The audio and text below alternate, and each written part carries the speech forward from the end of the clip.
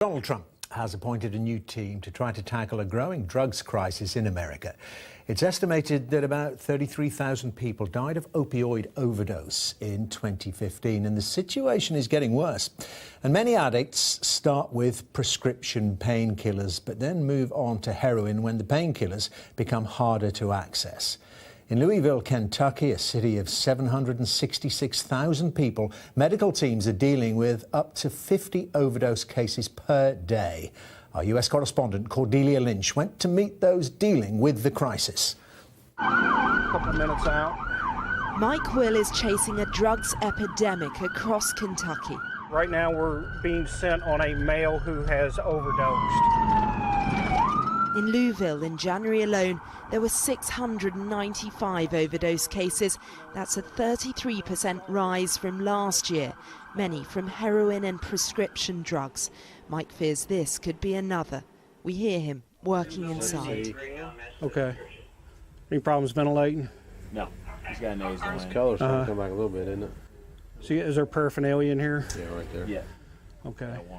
This is a race against time, and it's a coordinated response. Inside there are police, the fire brigade and paramedics, and they're trying to resuscitate the man.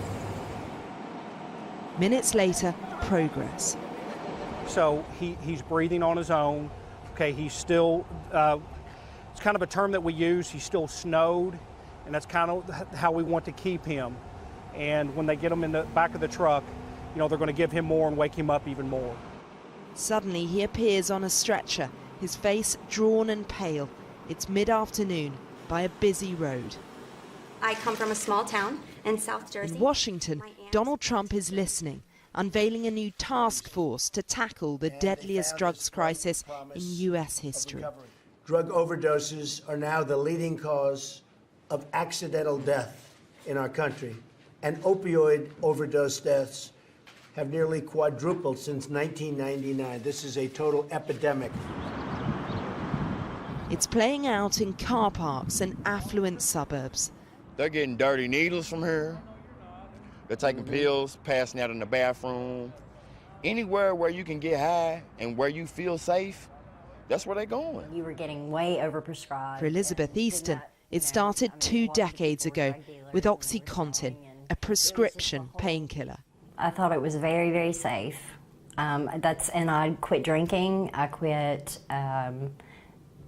smoking marijuana. I went right to that. I thought it was safe. My grades improved. I felt that I had improved by taking that drug. It was like, to me, it was like a miracle drug.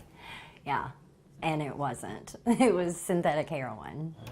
So this is our But at this new clinic, one drug is opening doors for addicts after detox. It's called Vivitrol. It actually blocks opiate receptors. It stops you feeling the high. Yes, so you don't get the euphoria that you would from heroin or any opioids like hydrocodone, oxycodone, Schedule II drugs. It's not a silver bullet, but for Ryan and his mother, it's hope. You know, I ask him every day, how do you feel? How do you feel? You know, I'm hoping with the intensive outpatient treatment that he's doing and that he continues the injection, that he'll get to a point where he feels he doesn't need that anymore and he'll get a job and he'll have a normal life. The president is now working on a plan. Tens of thousands of lives could depend on it in a nation with too many pills and not enough treatment. Cordelia Lynch, Sky News, Louisville, Kentucky.